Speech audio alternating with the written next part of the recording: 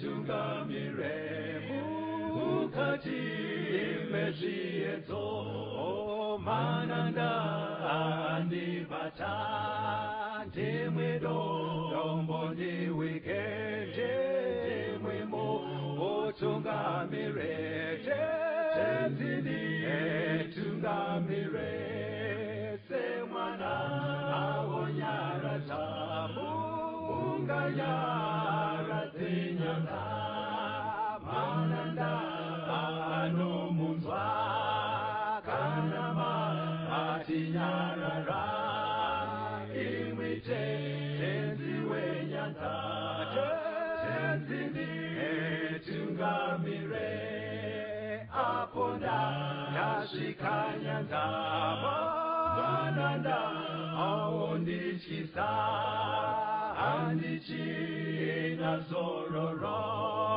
ndotsamira kune mwika ngandinzwe imimotiti ndinokutungamira.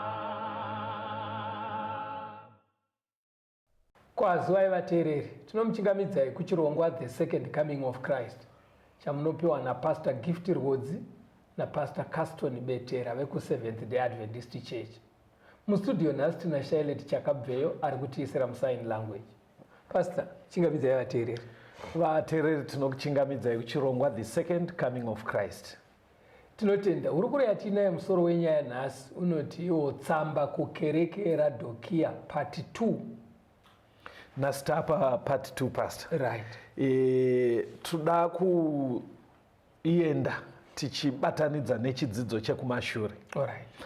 Pataidzidza part 1 vakakwanisa kunzwa chidzidzo ichocho painyanya kutsanangurwa introduction iri kuitwa kukereke raDhokia. Saka paintroduction ipapo toda kuti mupadzokorere kupaverenga pastor. Alright. Ndopatoda kusimudzira tichibva pana zvakazarurwa 3 vhesi ya 14. Zvakazarurwa 3 verse 14. Nyorera mutumwa wekereke iri paraDhokia uti, zvanzi naAmeni, chapupu chakatendeka chazvokwadi, kutanga kwezvisikwa zvaMwari. Mukudzidza kwataita takaona kuti makereke aya ari manomwe 7 ari kumirira period yechinamato zvaiitika panyaya yekunamata kubvira Jesu paakaenda kudenga kusvikira paachadzoka. Saka mutanda wenguva uri pakati apa unodimburwa kuitwa zvikamu 7. Saka kereke yeRodhokia ndo chikamu chechi7 chekupedzisira. Saka zvinobva zvareva kuti iperiod ipi pastor?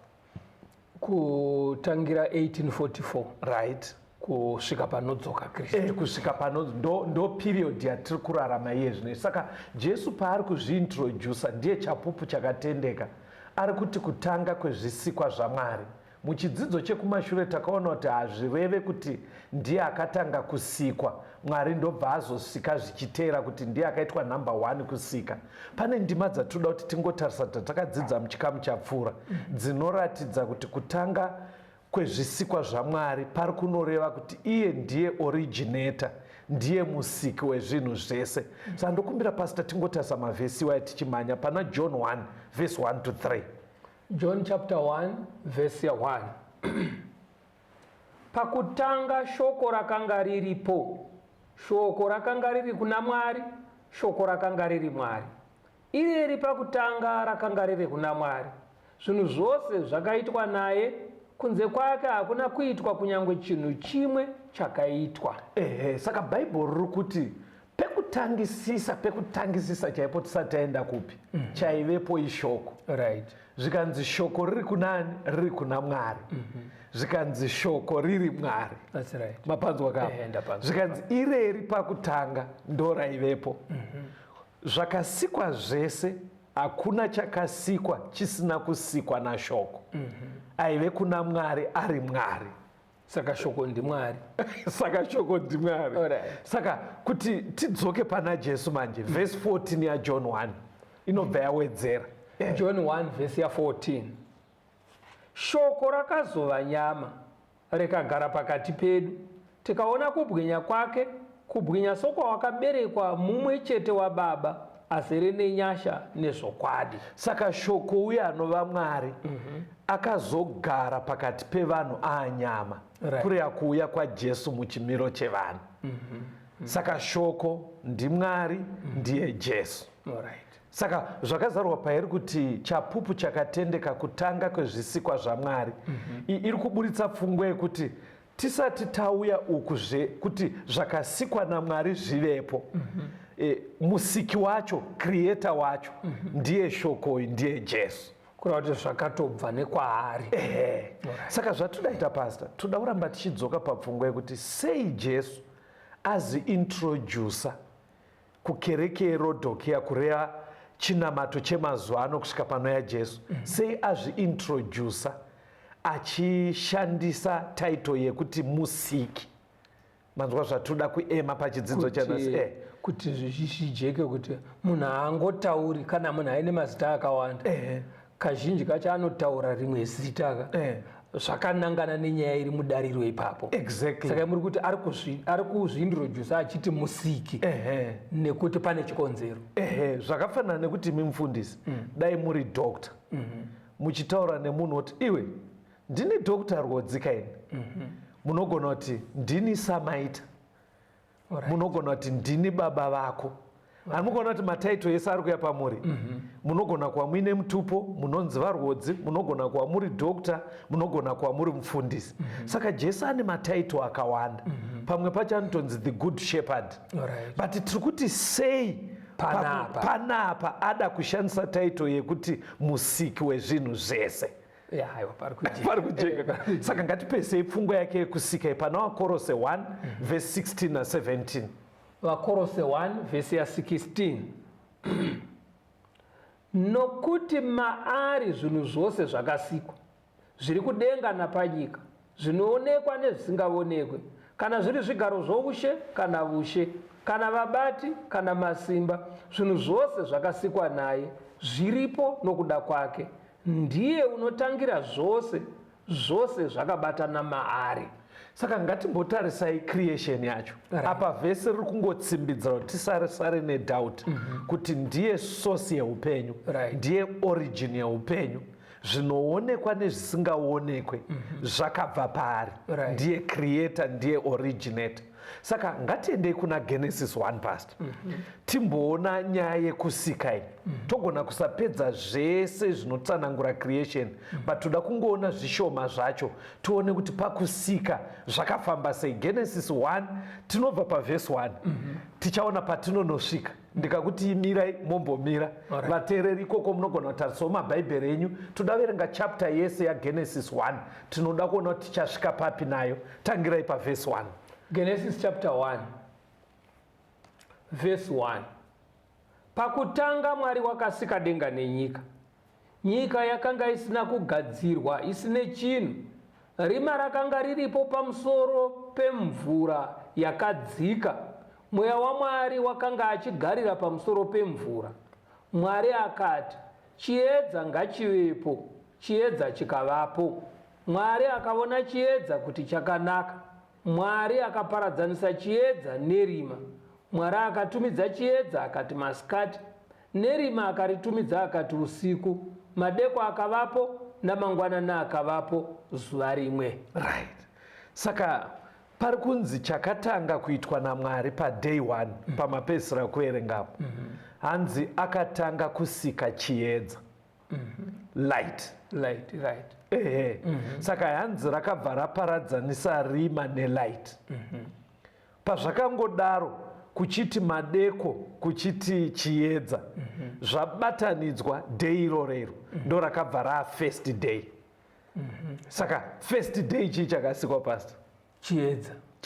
Thank you. Zvandoda kuita pamune muchiverenga, verengai futi muchiteerera bhaibheri, because ndichazokubvunzai kuti musummarize kuitira kuti vateereri vabate. Saka vateereri, day number 1 Mwari akasika chiedza. Ngatienderere mberi mufundisi. Verse 6. Mwari akati nzvimbo ngaivepo pakati pemvura, kuti iparadzanise mvura nemvura. Mwari akaita nzvimbo, akaparadzanisa mvura yakanga iri pasi penzvimbo nemvura yakanga iri pamusoro penzvimbo, zvikaita saizvozvo. Mwari akatumidza nzvimbo akati denga, madeko akavapo, namangwanana akavapo, zuva repiri. So day number 2 ndo rakaita kuti kuite division yekunonzi kuzasi nekunonzi kudenga. Maona zviri kuitika ka? Ari kucreata kumusoro, ocreata kuzasi kwatinoti pasi nekunonzi kudenga. And day number 3. Day number 3. Verse 9. Mwari akati, mvura iri pasi pedenga ngaiungane pamwe chete kuti pasi pakaoma paonekwe, zvikaita saizvozvo. Mwari akatumidza pasi pakaoma akati nyika, nemvura yakaungana akaitumidza akati makungwa. Mwari akaona kuti zvakanaka. Mwari akati nyika ngaimerese uswa nemirivo inobereka mbeu nemiti inobereka michero ina marudzi ayo, mbeu dzayo dziri mukati mayo. Panyika zvikaita saizvozvo. Nyika ikameresa uswa nemirivo inobereka mbeu dzina marudzi adzo nemiti inobereka michero, mbeu dzayo dziri mukati mayo ina marudzi ayo. Mwari akaona kuti zvakanaka. Madeko akavapo, namangwanana akavapo, zuva retatu. Right. Day number 3. Mwari ari kuti mvura yaive pasi iende kusaidi kwayo. Ndobva zvaita kuti pasi pakaoma macontinents abude aoneke. Macontinents abuda kuland nekusea zvagadzirwa. Land Mwari ndobva arayira kuti chimeresai uswa nevegetation. Handobva zvaita zvakadaro. Day number 1 kwakaita light. light. Day number 2 ndobva kwagadzirwa denga. right. Day number 3 ndobva paita pakaoma nemakungwa. right. Ndobva pamereswa miti neuswa. Right. Kufamba tese. And day number 4 mama pavesana. Verse 14. Yes. Mwari akati zviedza ngazvivepo panzvimbo yedenga kuti zviparadzanise masikati nousiku, kuti zvive zviratidzo nenguva namazuva namakore. Ngazvive zviedza panzvimbo yedenga kuti zvivhenekere panyika, zvikaita saizvozvo. Mwari akaita zviedza zvikuru zviviri, chiedza chikuru kuti chibate ushe masikati, nechiedza chiduku kuti chibate ushe usiku, nenyeredzivo.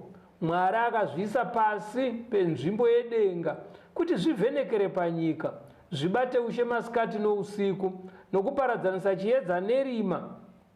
Mwari akaona kuti zvakanaka. Madeko akavapo, namangwanana akavapo, zuva rechina. Pastor, day number 4 pakasikwa malights anoti zuva, mwedzi nenyeredzi. Right. Zuva richinzi chibata ushe masikati, mwedzi wobata ushe usiku. Kuwanda kwakaita zvinhu izvi pastor, day ranga rakareba sei? Ndoda kuona kuti muchiteerera zvamuri kuerenga. Ndo day fanika ratinare here nhasi? Day raingo kureba kwaro raita chikamu cheusiku nechemasikati. Right. Zvabatana pamwe chete ndo day. Ndofanika ririko here nhasi? Ekaka nditi unongoita usiku kuita masikati. Munozva zvakakosherei? Muchazoona patiri kufamba nechidzidzo. Nyaya iyoyo ikatopotsa mumutende. Ofunga ndofunga day racho rakasiyana neriko. Because zvinoitika mupfungwa dzevanhu ka paunonzwa kunzi continent nemasiya akasikwa day 1, then macontinents, uswa hwese, miti yese nekusiyana kwemiti zvese zvakaitwa paday number 3. Pfungwa dzedu nekuti idukuka tinopesisa takuita kaimagination kuti ndofunga day ro ranga rakareba harisifanika ratinaro. But mapindura zvakanaka kuti raime. Ndosaka bhaibheri riri kuti madeko akavapo, masikati akavapo. Roda kuedza kuburitsa kuti day plus night, in fact night plus day, zvotipa 1 day, zvekuti roughly tiri kungotaura dze24 hours dzatinoziva. Ndokureba kwakaita day recreation vadikani. Hatichiendai pamberi tione day number 5. Verse ya 20. Mwari akati mvura ngaizare nezvipenyu zvizhinji, neshiri dzibhururuke pamusoro penyika munzvimbo yedenga. Mwari akasika mhuka huru dzegungwa nezvipenyu zvose zvinokambaira. Izvo mvura yakanga izere nazvo, zvina marudzi azvo, neshiri dzose dzina mapapiro dzina marudzi adzo. Mwari akaona kuti zvakanaka. Mwari akazviropafadza akati, berekai muwande, muzadze mvura iri mumakungwa neshiri ngadziwande panyika. Madeko akavapo nemangwanana akavapo, zuva reshanu. Day number 5 ndo pasikwa zvese zvemumvura neshiri. Mapabata. Day number 4 tatichi pastor. Day number 4 ndo pakasikwa zviedza. Zuva, mwedzi nenyerere. Right, Mabata. Day number 5. Day number 5 ndo paitwa shiri nezvemumvura. And day number 6. Verse 24. Mwari akati nyika ngaibereke zvipenyu zvina marudzi azvo nezvipfuwo zvinokambaira nemhuka dzenyika. Chisiya yenyu papa. Saka day number 6 ndo rabva razosikwa mhuka dzese. Dzingave dzinokambaira, shumba nechii ndobva zvasikwa. Papera day number 6 vapapedziswa nekusika munhu. Saka day number 6 rine mhuka ndobva rakongludwa nekusika munhu. Day number 7 sezvatinoziva pana Genesis 2 Mwari akazorora. Ndo creation week. Ngatitei pamwe chete pastor. Day number 1. Day number 1 tati ndo pakaitwa chiedza. Ndizvozvo. Day number 2. Day number 2 ndobva pagadzirwa denga, atmosphere. Day number 3. Day number 3 ndobva pagadzirwa nzvimbo yakaoma nemakungwa nemiti neuswa. Right. Day number 4. Day number 4 ndobva paiswa zuva, mwedzi nenyeredzi. Day number 5. Day number 5 ndobva pasikwa shiri nezvinogara mumvura. Right. Then day number 6. Day number 6 ndobva paitwa mhuka dzinofamba pakaoma nemunhu. Day number 7 Mwari ndobva asorora. Isaiah 45 verse 18 iverenge itisatanzwa rwiyo. Isaiah 45 verse 18. Verse ya 18. Nokuti zvanzi naJehovha wakasika denga rose, iye Mwari wakaumba nyika nokuiita, wakaisimbisa akasaisika kuti rive dongo, asi wakaivumba kuti igarwe. Zvanzi naye, ndini Jehovha, hakuno mumwe. Saka Bible riri kuti Mwari paaisika zvinhu zvese izvi in 6 literal days, achizorora nedhei rechinomwe. Yaive purpose ndeyekuti pagarwe nevanhu uye pagarike, to be habitable, toti kudi zviri conducive, kuti vanhu vagare vakasununguka. Ukatarisa order yacho kuti patangwa maplans zuva rouya riya rinobatsira kuti zvibereke zvichidaro, unonyatsoona kuti order yacho yaive kuitira kuti pagarike pave pakanaka. Saka ndokusika kwakaita Mwari. Tiri muchidzidzo kereke yeRodokia part 2 patiri kuona kuti sei Mwari ari kuzviintrodusa kuchechi yemazuva ano achishandisa title yekuti musiki. Rambai muri pachirongwa timbonzwa rwiyo.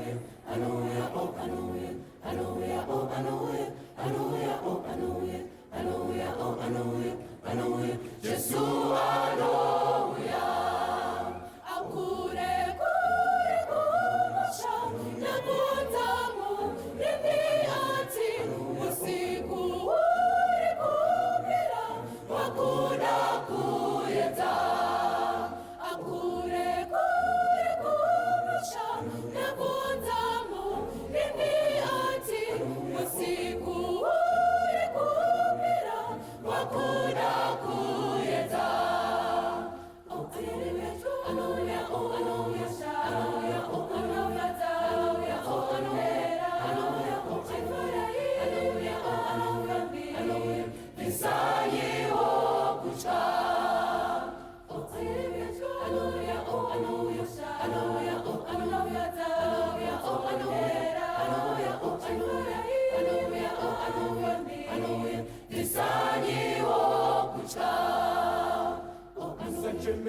musacheme kuzorora paswedera uchishingai kunamata nguva yatopera musacheme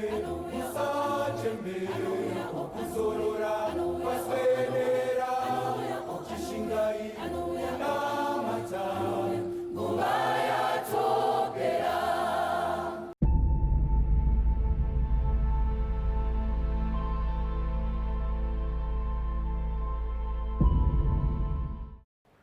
Tinomuchingamidzai zvakare vateereri tichienderera mberi nehurukuro yedu. Tsamba kukereke Radhokia part 2. Tasiya taona Mwari achisika, Right. in 6 literal days. Nekuwanda kwazvo zvese zvakasikwa ipapo naMwari. Saka Mwari paari kuzviintrodusa kukereke yeRadhokia samusiki, pane machallenges. Tati kereke yeRadhokia prophetically inotanga period ipi? Radhokia kando period yechi7 yekupedzisira inonotangira pa1844 zviya zvakataurwa kuna Daniel zvikuti panonoperera 2300 years. Yes. Ndo painotangira ipapo kusvikira Jesu achiuya. Saka muchaona mamwe machallenges ari kusanganikwa nawo nevatendi nhasi kana kuti nenyika. Dai kuri kwekuti nyika inenge yateerera introduction vanobatsirika, nekuti maproblemu edu ari meja yezvino anotibvisa pana Mwari panyaya dzekunamata nemamwe anosvota Mwari angadai aigadzirika dai tairamba tichingocherechedza Mwari samusiki ouye toona kuti akasika sei. Muri kunzwa zvandota? Muri kuti imimi pane madambudziko aigona kunge asipo dai vanhu pfungwa dzedu dzairamba dzakangobata pakuti Mwari ndiye akasika. Exactly. Toramba tine pfungwa dzinongoona kuti paakasika aiti zvifambiswe sei. Ngatimbotangai nekungoona oda yepamba, baba namai nevana, because ndo chimwe chinhu chikutongonetsa. Ukaenda kwese unonzi vana havateereri. Kumwe kwacho inenge ichinzi baba chavanofanira kunyatsoita chii, mai vanodii. Muchaona kuti social order yemufamily ine kakudisturbe kakayaita kekuti unotadza kunyazoziva kuti zochiitwa sei. Saka Paul aibvunzwawo nyaya idzodzo kunzi toita sei nevana vari kukura vari ndururani, vanenge vachifanira kurayirwa nani. Saka pane paakataura kuna 1 Timothy pastor chapter 2 ndobva ati ndinoda kuti vana varayirwe zvakanyanya nanamai, kwete kuti baba havapo. Zvikanzi mai akagona kurera mwana wake nenzira yakanaka, izvozvo zvega zvinogona kutoita kuti mai vaende kudenga, kutanga nekamwana kari karusvava vachikarera zvakanaka kachitya Mwari kaine hunhu. Saka kutsigira zvaanga ataura akabva averengesa vanhu pana 1 Timothy 2 verse 13 to 14. Imbopaverengai Timothy wekutanga chapter 2 verse ya 13. Yes. Nokuti Adamu wakatanga kuvumbwa tevere Ivha, naAdamu haana kunyengerwa, asi mukadzi wakanyengerwa akapinda pakudarika. Pfungwa iri kuda kutaurwa ka zvanga zvataurika pamusoro anga ari kuda kutsvaga kuti sei ndadaro zvaanga avarayira pandima iyi. Saka ari kuvaudza kuti chandiri kukuudzirai kudaro paodha yemumba kuti isakunetsei, dzokerai kucreation. Moona kuti Mwari achirayira zvaive zvafamba sei. Saka pfungwa yatiri kungodapo bedzi ndeye ari kutaura kuti ndadaro nekuti Eve naAdamu pakutanga zvaive zvasikwa so. Akatanga ndi Adamu tevere Eve. Saka aipa oda yemumhuri ipo paya. Saka haasi kunoti the way I see it, matimai vacho vanoshanda kupi, mati murume anenge achiitei. Aitya kuti tikadaro nyaya dzesocial order yemumhuri tinorasika. Saka ari kuti nyaya idzo kuti dzisakunetsei vatendo vemakore anaya, dzokerai pakusika, moona kuti arrangement yaMwari yaive sei, nyatsopaswatanurai kuti pabude zvakanaka kuateereri. Kana ndanyatsokunzwa mufundisi, muri kuti imimi tombotora magarisirano epamba. Right. Kana tisingadi kunyanya kunetsekana, Paul ari kuti dzokerai kwakatangira nyaya dzemhuri. Yes. Ikoko pazvaisikwa munonowana mhinduro dzinokunongedzerai kuti zvakatanga zvakadai. Yes. Saka zvinofanira kufambiswa zvakadai. Exactly. Saka even maroles emumba kuti even anotungamira mhuri ndiani. Alright. Ndo zvaari kuedza kutsanangura kuti akatanga kusikwa ndiAdhamu, saka ndiye mukuru. Saka pfungwa iyoyo ukaisendeka mirai pfungwa iyoyo ukasendeka nyaya yecreation tongoti mukoma ngatitaure about marriage, mukuru mumba ndiani, mai nababa. Muchaona kuti pane mamwe madharo asina musoro, pane kamwe mudharo atakakura hamikuona zvainoneta inova subjective. Inenge yakudhipenda kuti mati mukadzi wacho ari kuita sei, mati murume wacho ari kuita sei. Saka kuavoida tunhu twakawanda tuya bhaibheri riri kuti kana muchida kuziva order yakanaka dzokerai pacreation. Saka paunongonoziva kuti Adhamu ndiye akatanga kusikwa sezvataurwa naPaul, nyaya yacho haichanetse mumba. Unobva waziva kuti mukuru anotungamira mhuri ndibaba, chero asina musoro. Zvimwe izvozvo imbomirai kuti pazomira sei babava. Zviri kungononzi zviri kuexpectwa kuti musociety tigare mushe anotungamira mhuri ndibaba. Hatinoda kubva taidzidza setopic yayo, but tiri kungoti general vanhu vemakore ano vari kunzi naMwari nyaya yemumhuri yakunetsai. Chimwe chiri kuita kuti ikunetsei, hamusida kudzoka kuti pandakasika mhuri ndaiti kudei. Aiwa apa point aiwa yajeka dzokerai pamavambo. Dzokerai pamavambo. Mavambo acho ari kureva, ingoverengai munzwe Genesis 1 verse 27 tasina kuzoverenga payana Genesis 2 verse 24. Alright. Genesis 1 verse 27. Mwari akasika munhu nomufananidzo wake, akamusika nomufananidzo waMwari, akavasika murume nomukadzi. Genesis 2 verse 24. Genesis 2 verse 24. Naizvozvo munhu unofanira kusiya baba vake namai vake, anamatire mukadzi wake, vave nyama imwe. Tiri kungoenderera mberi tichitarisa setup yemumhuri.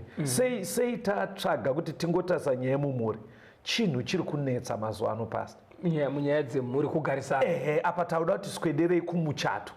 Tombosiya kuti kungoranwa kwemba kuti mukuru ndiye, tauda baba namai vari tu. Pari kunzi zvimwe zvingadai zvichitotibatsira makore anaya. Ndo zvataurwa naGenesis 2 verse 24. Hanzi kudii? Hanzi munhu anofanira kusiya baba vake namai vake, anamatire kumukadzi wake, vagova nyama imwe chete. Izvozvo zvingori 3 zvamataura izvo. Ndo zviri kukundikanwa mazuva ano. Kusiya vabereki, wonamatira mukadzi wako, mova nyama imwe chete. Hazvinombowana maona kuti mutsaro wacho uri asika zvine kamwe kaudzamu kusiya. Ndo patinoda kungotarisa mbichana. Kusiya kuri kutaurwa hakusi kuita abandon. Hakuita abandon vabereki vako, but pari kunzi paunotora danho rekuti ndauda kutanga mhuri, tiri kutarisira kuti waaresponsible, wakura, waakunova accountable. Saka pakadaro waakufana kubva pamadecision evabereki. Iwewe wacho ndiwo waakunodecida nemhuri yako. Paunobatsirwa unogona kubatsirwa, but tiri kutoti pane zvinonoitika ndiwe uri answerable. Saka tiri kutotarisira kuti waakubva pakurerwa nevabereki, waakutonogona kurera vana vako vana. Hatisi kuti munhu haugone kudzoka uchibatsirwa, but tiri kuti ndiwe wacho akutonotanga, wakura, warumuka. Isai mushona yakanaka. Kana ndakunzwa zvakanaka, uri kutiwo kana munhu akufunga zvekuroora, yes, anofanira kunge akura zvekuti imba yaatanga haisi imba yakunzi namai vakamubereka itaiso mumba menyu, kana kuti nababa vakamubereka itaiso. Vanogona kupa advice. Musamhanye pamuri kuti itaiso paya ndo pari kutouraya dzimba dzakawanda. Ini ndinotaura nevanhu vakawanda padzinare vari mumakereke. Vana baba vakawanda havasi kurumuka. Chikutoita kuti mumwe michato ivaveka havarumuke. Unotonzwa mudzimai achiti pastor ndashaya kuti ndodii. Akangoenda kuweekend kwamama bedzi paanodzoka unotozva kuti zvachinja. Vanenge vaida kuburitsa pfungwa yekuti ari kurana imba vachiri mai, vamwene ndo vachiri kurana kana kuti tete. Amenomaniswa zvakanaka. Hapasi kunzi autore mazano, hapasi kunzi unofuratira kuti hauchavape mari vabereki. But chiri kutoitika ndechekuti ivo vabereki havasi kubvuma kuti mwana akura arumuka. Vanoramba vachitaura vachiti aiwa handingasiye mwana wangu achinzaro. Zvandiri kuona zvinenge zviri kubuda apa ndezvekudai mufundisi kuti chinhu chese panogona kuita nzira 4 or 5 right dzinofambika nadzo. But iwewe une waroora right kana wati tiri kufamba nenzira iyi pa5 dzacho ichingonosvika muchinosvika zvakanaka. right dambudziko riri kuitika kana amai kana kuti baba vakakubereka vakataura nzira namba 2 or 3 kuti fambai neiyi inongosvika futi asi umwe wako akanyanyisa kusununguka nenzira namba 1. exactly. Saka ndo pari kubudisa maconflict, panobva paita makonflict. zvakanaka zvese but chiri kutsvagwa naMwari ndechekuti zviratidze kuti kana kuri kwekuti wenguva nyama 1 neuyu hazvidi kuti zviratidze kuti imimi muri 2 yenyama maona yakanaka hamusi kuzoifamba. Muri kuita iri kutaurwa natete. Saka kakunzi achasiya baba namai ngakaitike pastor. Ngakamboitika kana vanhu varoorana then vonamatirana vova nyama imwe chete. Sei nyaya ichinetsa? Endai pana Mateo 19 munzwe verengai verse 4 to 6 pastor. Mateo 19 verse ya 4 akapindura akati, hamuna kurava here kuti uyo wakavasika pakutanga wakavaita murume nomukadzi? Akati nokuda kwaizvozvo murume uchasiya baba vake namai vake akanamatira mukadzi wake, ava vaviri vachava nyama imwe. Nokudaro havachiri vaviri asi nyama imwe. Zvino izvo Mwari zvaasonganisa munhu ngaarege kuzviparadzanisa. Saka nguva yaJesu vaitoyo nemibvunzo sezviri kuonasi kuti mudzidzisi marriage iri kunetsa kumba hakuna umira mushe. Ndingatenderwe here kusiyana nemudzimai? Ndo yaitova mibvunzo yacho. Saka Jesu aisakurumidza kukubvunzai kuti mati madhamu ari kuita sei. Aisada kukurumidza kunzwa situation iri kumba, because ukaiterera situation iri kumbaka unogona kubuda nejudgment isiriyo. Saka Jesu ari kungoti bamunini hamuna kurava here pakutanga kuti akavasika mukadzi nei nemurume zvabatanzwa naMwari ngazvishaya anodii. In other words airamba achidzosera vanhu kucreation. Saka zvekuti tete vanoti ngabve pano mukadzi wanzvadzi ndo vari kurambidzwa nevhesi kunzi zvabatana vanhu vairaka hatidi anosvika achisikoparadzanisa, because anatete vanobva kuti ndingasiye vachitiwa mahombwe kudaro vahanzvadzi vangu anomazoona kurwadza kwazvo. Saka chiri kuda kungobuda pastor hatisi kudzidza marriage yese ndechekuti Jesu aisakurumidza kuda kunzwa situation yacho kuti yamira sei. aitidzokerai kwekutanga. Saka nyika yanhasi manje kereke yeRodhokia inoda kunyatsonzwa kuti mati vari kuita semukadzi wako. Saka zvekuti Mwari anga asika sei zviri kusendekwa. Saka muchibva maona madhivorce ari kubva awanda. Pane mumwe aitondudza akati inini pastor ukabata mufana wangu tavhiringana. Mudzimai wangu zvaari kuita ukabata pane mufana wangu ndo inini. Okureva kuti mudzimai wake haana kuklika nababa munini, havana kuwirirana. Saka iye ari kuti kana usina kuwirirana nemunin'ina wangu saka marriage inotopera. Yeti Bible riri kutotika murume nemukadzi muri nyama 1. Chingatosafa pakadaro ndibaba munini. Maonere epfungwa yeBhayibheri. But kune varume nhasi vanongoita kuti inini dai uchiziva kuti makuriro andakaita nemufana uya takatambura sei vabereki vafa, ukavhiringa mufana wangu handivhiringa. Saka anenge achitoudza mudzimai.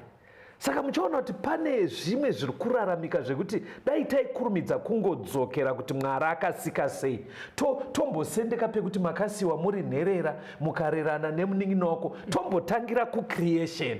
Saka creation kana zvandiri kukunzwa mushe uri kuti iwewe murume uyo aroora batana nemudzimai, right, mochiti muri pamwe chete, exactly, mochironga kuti tobatsira sei baba munini. Exactly. Saka chiri kutonetsa ndechekuti murume aroora haasi kutotanga abatana nemudzimai, ari kuramba akabatana nemunin'ina.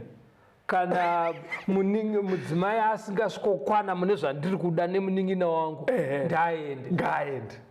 Muri kuona pari kurwa. Hativerengei pfungwa yekupedzisa tisatanzwa kambo. Pano vaKorinde kutanga 6:16 tingoona pfungwa yekunzi kusongana. Pari kunzi mukabatana nemudzimai mosongana mava nyama imwe. 1 vaKorinde 6 pavhesi ya 16. Hamuzivi kuti wakasonganiswa nemhombwe wava muviri mumwe naye here? Nokuti iye unoti ava vaviri vachava nyama imwe.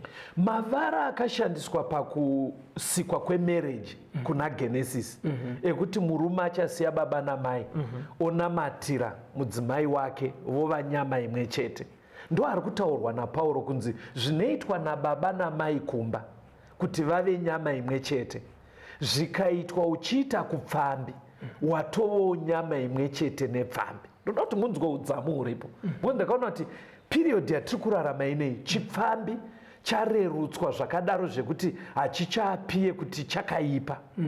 Mavara anoshandiswa kupfambi mazuva ano panogona kunzi maside chick, hamuzvizive izvi pasi. Vanongaiti side chick, small house. Zviri kutaurwa inewe yekuti zvigashirike. But Bhaibheri manje haritaure richidaro, rinodzosera kucreation.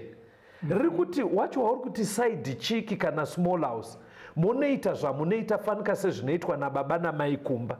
Pamuri kudaro kusongana kweyoko maitwa nyama imwe chete sekushandiswa kwevara iroro richireva muchato. Amen.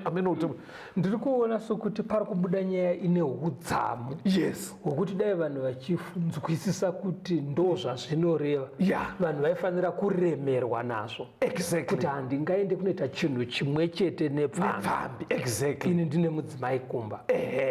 Because semumavara ari kukubatsira kuti uve chinhu chimwe chete nemudzimai, ndo ari kunzi act iyoyo ukanoita kupfambi, udzamu hwacho huri kunosvika pakadaro zvekuti ukanyatsozvitarisa unonyatsoona kusviba kwaunenge waita. Unobva ona chikonzero sei zvichizokoka even mweya yetsvina pauri, because pauri kunzi chinhu chacho chawaita nyama imwe chete nacho wega unonyatsoona kuti saka muchaona chiri kuita kuti zvireruke kusada kucherechedza mashoko nemasikirwo akaita pacreation. Ndo rimwe dambudziko rine period yeRodokia. Saka muri kuti mimi panyaya dzekuvimbika mumuchato, right, kugarisana paukama kuna vanhu vakaroorana, ngatidzokerei musazipa kuti anotungamira mhuri, right, ngatidzokerei kwazvakatangira. Yes. Tikanotora pfungwa yaiveko, right, tikauya nayo inotigadzirisira madambudziko mazhinji. Thank you pastor. Tiri pachidzidzo tsamba kukereke yeRodokia part 2. Regai timbonzwa rwiyo.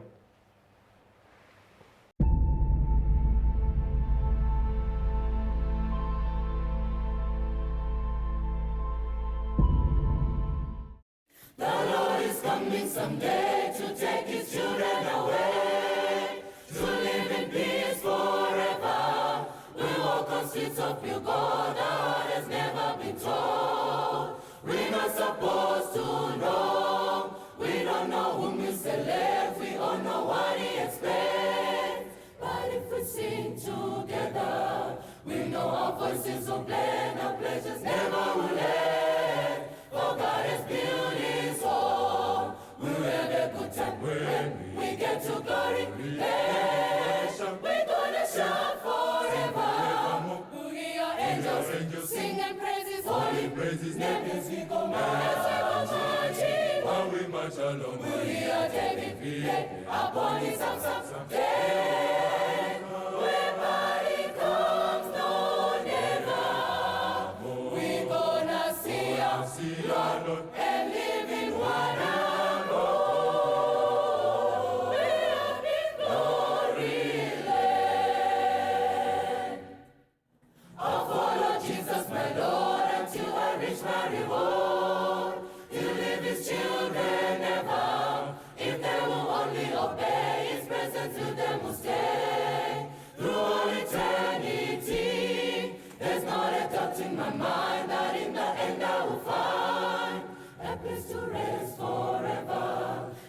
The mansion is mine, and whatsoever we find, that's good enough for me. We'll have a good time when we get to glory. Yeah, we're gonna shout forever. We are angels, singing praises, holy praises. We are David, upon his day. When party comes, no never. We're gonna see our Lord and live in one accord. Way up in glory land, we'll have a good time when we get to glory land. We're gonna shout forever.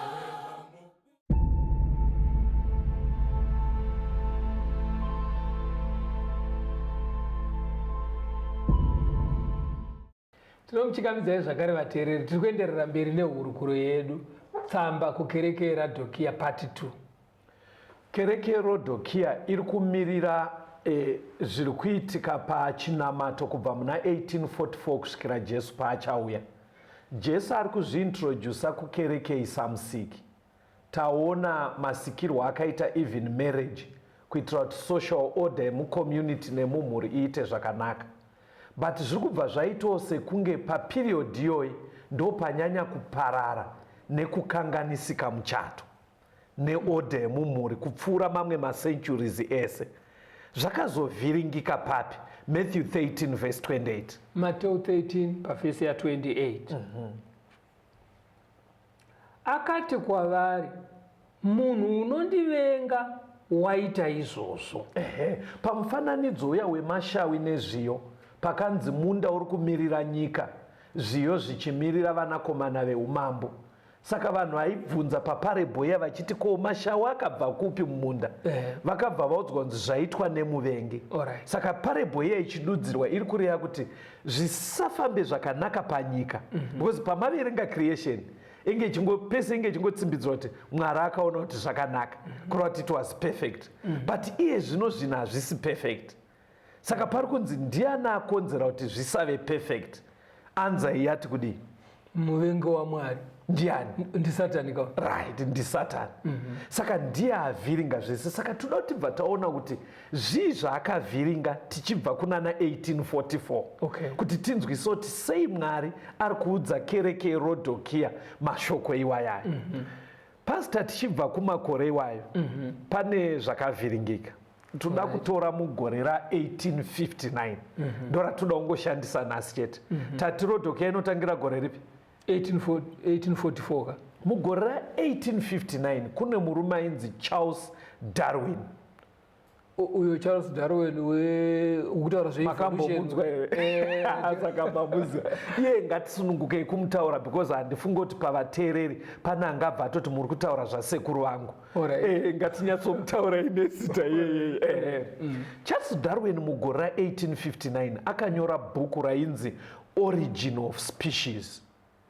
Matangira akaita zvinhu zvinorarama. Pabhuku rake haana kana chaakatora chiri kuna Genesis 1 kwatadzidza.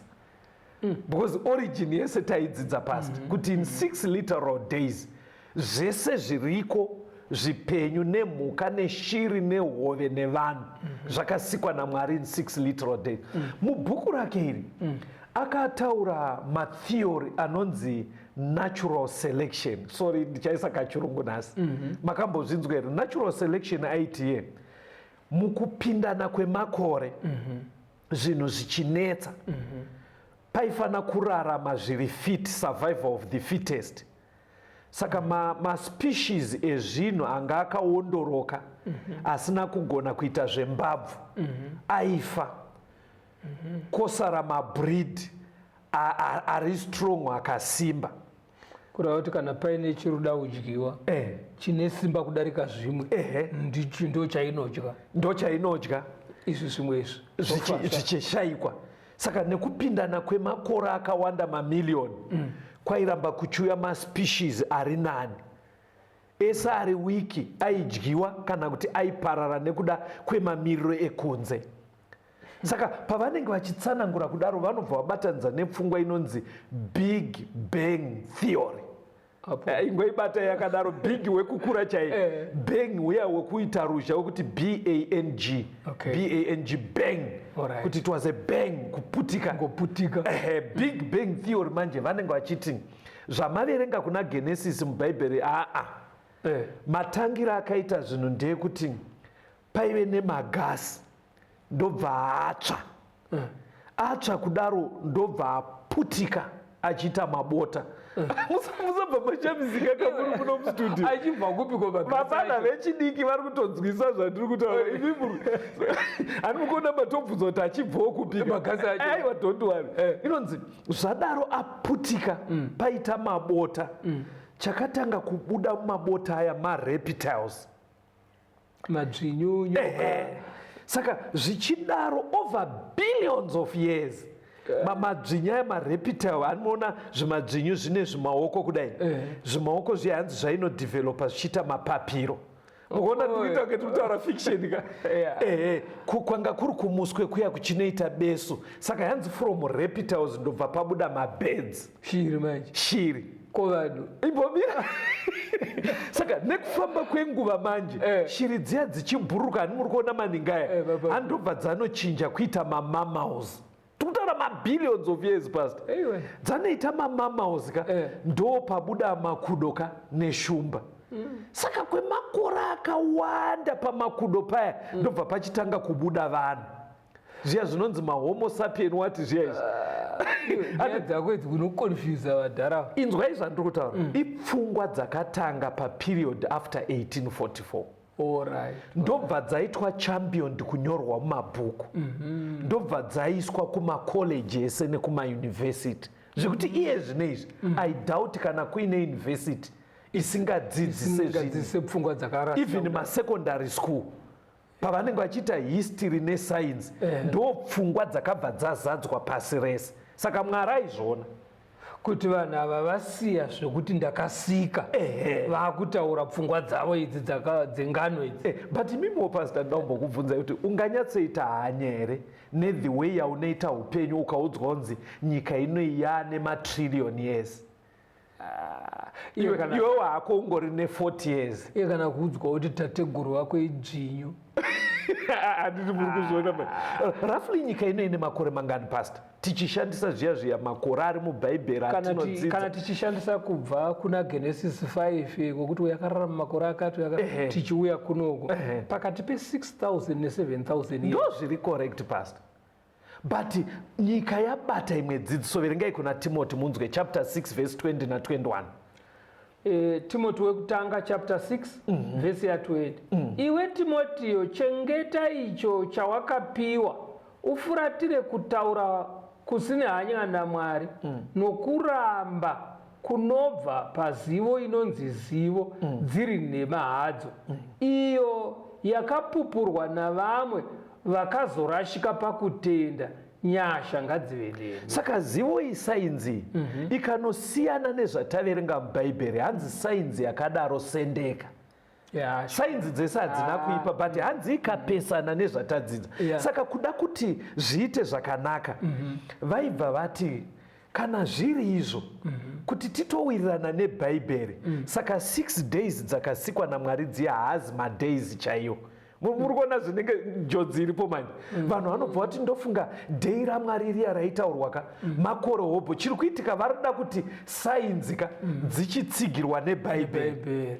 Yeti bhaibheri riri chokwadi riri rega, haritsvage kutsigirwa haritsvage kutsigirwa. Saka panobva paita njodzi, ndopaunotanga kuti no, nyika yakatora mabillions of years, ndopavanenge vakuvheneka mamwe matombo vachiti dombo iri raane mabillions of years, zvikanzi sainzi dzakadaro sendekai parutivi. Saka idambudziko remazuva anaya. Patinoda kuenda pastor, endai pana Romans 1 tangirai vhesi ya 23. Varoma 1 verse 23 muone rimwe dambudziko. Varoma 1 verse 23 vakashandura kubwinya kwaMwari usingafi, vakakuita mufananidzo wakafanana nomunhu unofa, neshiri nemhuka dzina makumbo mana, nezvinokambaira. Saka Mwari mukuchiva kwemwoyo yavo akavaisa kutsvina kuti vanyadzise miviri yavo pakati pavo. Avo vakatsinhana zvokwadi yaMwari nenhema, vakanamata nokushumira chisikwa kupfuura musiki, iye unokudzwa nokusingaperi. Amen. Saka Mwari wakavaisa pakuchiva kunonyadzisa, nokuti vanhukadzi vavo vakashandura basa ravakasikirwa rive basa ravasina kusikirwa. Saizvozvo vanhurumewo vakasiya basa rakasikirwa munhukadzi, vakakundwa nokuchiva pakati pavo, vanhurume vachiita zvinonyangadza navanhurume. Chimirai makadaro, muri kuona kuti sei Mwari ari kuramba achitidzokerai kucreation. Nekuti paperiod yatiri ndo panyanya kukurumbira nyaya yekuda kusimudzira chingochani. Chingochani zviya zvakamboitika paSodhomu zvakaparadzirwa zvagara zvaiveko, but tichinosvika 1844 tichiuya kunoku, nekuti ana Charles Darwin vatanga pfungwa yekuti takabva uku, zvakanodyara mupfungwa dzevanhu kuti after all I am not accountable to anyone, ndakabva kumakudo over many millions of years. Saka munhu akarasikirwa nepfungwa yekuti takasikwa naMwari uye takasikwa murume, male and female, zviri nyore kuti paite njodzi yechingochani. Saka ndo pfungwa yaakutsanangurwa apa, inokonzerwa nekuti vanhu varamba nyaya yecreation. vari kuramba hwaro hweupenyu ndo pane foundation ipapo. Dambudziko riri panyika pastor, tikadzoka kucreation rinopera.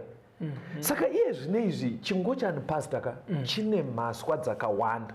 Imimi ndoziva kuti munogona kuva musingazvizive. Makambonzwa here mavara anoti L, G, B, T, Q richinyorwa sevara 1. L, G, B, T, Q.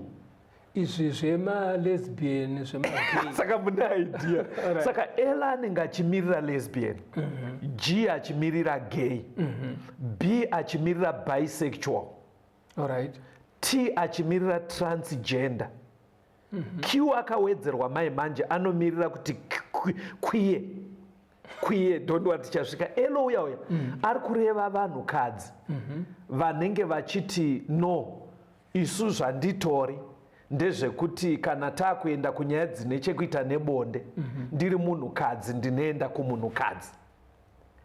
G uya ari kumirira zvakadaro kuri kuvarume. B manje munhu ari kuti zvese zvinowanikwa pandiri, ndiri murume ndiri mukadzi. Anotoshingaira kuti zvese zviwanikwe paari. T wetransgender ari kuti zvamakandiona ndiri patinonogeza handizvo zvandinonzwa mukati mangu. Imimi muri kunditi how are you my sister, but mukati mangu chaimo ndiri kunzwa ndiri brother. Musaseke pastor. Ndosaka maona Jesu ari kuti Rodok yaka watch out, dzokerai kucreation ani mazona. Q manje Q ari kunzi queer. Pavari kuti queer ka vari kuti hatisati tanyatsodiscover kuti ndiri papi. Zvakadaro zvekuti kune dzimwe nyika vateereri, kune vari kutochambiona kuti vabereki imbomirai kuti pabirth certificate remwana azvarwa monyora sex kuti male kana female. Mupei time iye adiscover kuti ari chii, because munogona kukasika madaro pamwe haasitori kusaidi kwevanhu. Pamwe atori. Saka queer haisi kungori atichita samale and female, iri kutoti pamwe ari kusaidi kumbwa kana kuti kudhongi. Saka mupei time. Saka redhongi saka inyaya dziri kuitika dziri kunovhiringika pakuti vanhu varamba hwaro.